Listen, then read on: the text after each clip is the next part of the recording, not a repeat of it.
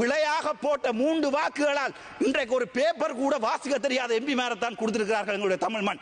ஏனென்றால் அனுரகுமார திசாநாயக்க இந்த 13 எங்களுக்கு ஏதாவது செய்வார். 13 நாங்கள் இப்போது சிங்கள மக்களுடனும் தமிழ் மக்களுடன் ஒன்றாகத்தான் வாழ ஆசைப்படுகிறோம். எனது மனதில் இல்லை சிங்கள மக்களை ஒரு எதிரியாக நினைப்பதற்கானால் வந்த முதல் நாளிலிருந்து இந்த ஆசனம் என்னை அவமனித்தது.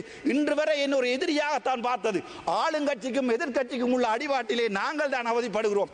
இன்று நேற்றல்ல 1948ஆம் ஆண்டு எங்களுடைய வெள்ளைக்காரருடைய ராஜ்யம் இதை இலங்கையிடம் தந்திரும் போது அவர்கள் சிரித்து விட்டு தான் போயிருப்பார். அவர்களுக்கு தெரியும் சிங்கள இனம் தமிழ் இனம் ஒன்றாக வாழாது. ஏனென்றால் இவர்கள் 2 பேரும் ஒருவரை ஒருவர் அடித்துக் கொள்வார்கள் என்று. ஆனாலும் ஒரு நம்பிக்கை உங்களுடைய பிச்சையாவது முழுமையாக பாதிக்கலாம் என்றுதான் என்னுடைய ஆசை. அதன் பிறகுதான் பார்த்தேன் டிசிசி மீட்டிங் உங்களுடைய GA பிரதீபன் நேற்றைய தினம் அரசாங்க வாகனம் ஒன்றை கொண்டு போய் அவருடைய மகன் உடைத்திருக்கிறார். பரவாயில்லை, எங்களுக்கு வாகனம் வேண்டாம்.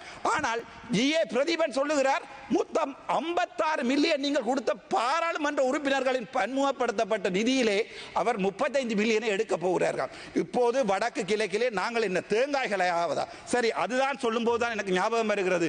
வடக்கு கிழக்கிலே இன்று வரை எத்தனையோ வெள்ளை ஈக்கள், எத்தனையோ தென்னை மரம் 250 ரூபாய் ஒரு தேங்காய் போகிறது. ஆனால் அதை நடவடிக்கை உங்களுடைய விவசாய அமைச்சரை வடக்கு பக்கம் காணவில்லை.